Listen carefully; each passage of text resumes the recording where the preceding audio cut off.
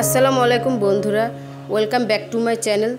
তো বন্ধুরা, আজকে তোমাদেরকে হাতে মাখা মসুরির ডাল ভুনা করে দেখাবো। আর এটা খেতে এতটাই মজার যে না বানালে বিশ্বাস করতে পারবে না। তো হাতে মাখা মসুরির ডাল কিন্তু খেতে অসম্ভব মজার হয়। তাহলে চলো রেসিপিটির সাথেই থাকি। যারা আমার চ্যানেল নতুন অবশ্যই একটা লাইক দিয়ে চ্যানেলটা সাবস্ক্রাইব করে পাশে থাকবা। তো এখানে আমি মসুরির ডাল 1 কাপ নিয়েছি। তো মসুর ডালটা কিন্তু আমি আগে থেকে পানি দিয়ে ধুয়ে ভিজিয়ে রেখেছিলাম 1 ঘন্টার জন্য। তারপরে এখানে দিয়ে দিব একটা আলু কুচি, তারপর দিয়ে দিব বড় সাইজের 2টা পেঁয়াজ কুচি, দিয়ে দিব একটা রসুন কুচি, তারপর দিয়ে দিব এখানে 4-5টার মতন কাঁচামরিচ ফালি। তো ঝালটা তোমাদের স্বাদ অনুযায়ী দিবে। তারপর দিয়ে দিব এখানে 1/2 টেবিল চামচ হলুদের গুঁড়া, 1/4 স্পুন ধনিয়ার গুঁড়া, 1/4 স্পুন তো দিয়ে দিব 1/4 স্পুন জিরা গুঁড়া, তারপর দিয়ে দিব 1/4 স্পুন মরিচের গুঁড়া, দিয়ে দেব স্বাদ মতন লবণ। তারপর দিয়ে দেব এখানে 3 থেকে 4 টেবিল চামচের মতন সয়াবিন তেল। তো দিয়ে ভালোভাবে ডালটা মেখে নিতে হবে। তো এমনভাবে মাখাতে হবে কষলিয়ে কষলিয়ে, যাতে ডালটা আর মশলাটা ভালোভাবে মিশে যায়। এখন ঢাকনা দিয়ে ঢেকে এভাবেই 10 মিনিট আমি চুলায় রেখে দেব। তো জালটা লো রাখতে হবে। তো 10 মিনিট পর কিন্তু আমি ফিরে আসলাম।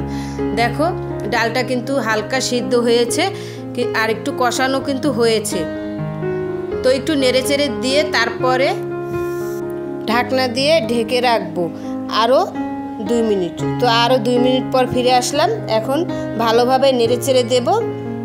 তো মসুর ডালটা একটু ভালোভাবে নেড়েচেড়ে দিতে হবে যাতে নিচে লেগে না যায়। তারপরে এখানে পানি অ্যাড করে দেব 2 কাপের মতন। তো পানিটা কিন্তু স্কিপ হয়ে গেছে, তোমরা এখানে 2 কাপের মতন পানি দিয়ে দিবে। দিয়ে একটু নেড়েচেড়ে ঢাকনা দিয়ে ঢেকে এটাকে রান্না করে নিতে হবে। তো এই দেখো রান্না করে কিন্তু আমি ফিরে আসলাম। তো ডালটা যখন সিদ্ধ হয়ে যাবে তখন এ পর্যায়ে আসলে 2 টেবিল চামচের মতন ধনেপাতা কুচি আমি দিয়ে দিব। দিয়ে একটু নেড়েচেড়ে ডালটা আমি এক সাইডে নামিয়ে রাখবো। তারপর এখানে বাগারের জন্য একটা রসুন আর একটা পেঁয়াজ দিয়ে তারপরে এখানে 3 টেবিল চামচ তেল দিয়ে লাল করে ভেজে নেব। আর এখানে দিয়ে দিব শুকনা মরিচ 2টা। তো স্বাদ অনুযায়ী দিতে হবে। তোমরা যদি স্কিপ করতে চাও কোনো সমস্যা নেই।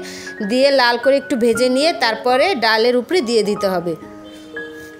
তো এই দেখো আমি ডালের উপরে দিয়ে দিলাম বাগারটা। আর অবশ্যই বাগারটা দিতে হবে, নাহলে কিন্তু ডালটা খেতে ভালো লাগবে না। তা দিয়ে একটু নেড়েচেড়ে দিতে হবে। তো দেখলে তো বন্ধুরা কত সুন্দর ভুনা ডাল তৈরি করে ফেললাম হাতে মাখানো। তো এভাবে কিন্তু তোমরা ডালটা রান্না করবে আর কমেন্টে জানাবা যে ভিডিওটা কেমন লাগলো। তো অবশ্যই চ্যানেলটা সাবস্ক্রাইব করে পাশে থাকবা আর বন্ধুদের মাঝে শেয়ার করবা। এ পর্যন্ত, আল্লাহ হাফেজ।